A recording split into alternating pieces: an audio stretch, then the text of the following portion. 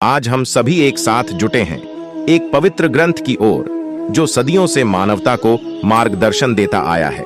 यह ग्रंथ है श्रीमद् भगवद गीता। यह महान ग्रंथ केवल एक धार्मिक ग्रंथ ही नहीं बल्कि जीवन जीने का एक दर्शन है। इसमें कर्म, कर्मफल, मोक्ष और जीवन के अंतिम सत्य के बारे में गहराई से चर्चा की गई है।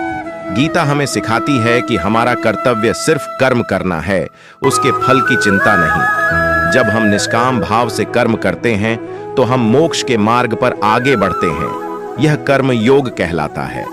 इसके अलावा गीता में ज्ञान योग और भक्ति योग के मार्गों का भी विस्तृत वर्णन किया गया है।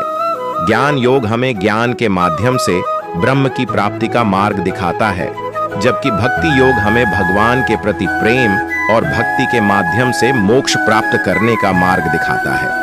गीता हमें स्वधर्म का पालन करने, अहंकार त्यागने और शांति और संतुष्टि प्राप्त करने का भी उपदेश देती है।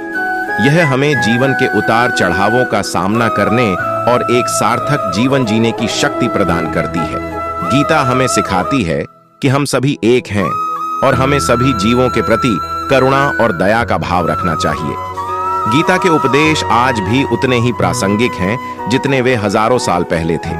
यह हमें जीवन के हर पहलू में मार्गदर्शन प्रदान करता है। चाहे वह व्यक्तिगत समस्या हो या वैश्विक संकट, गीता में हमेशा समाधान का मार्ग मिलता है। गीता हमें सिखाती है कि जीवन एक यात्रा है और हमें इस यात्रा का आनंद लेना चाहिए। हमें अपने लक्ष्यों की ओर अग्रसर रहना चाहिए, लेकिन साथ ही हमें वर्तमान क्षण में भी जीना चाहिए।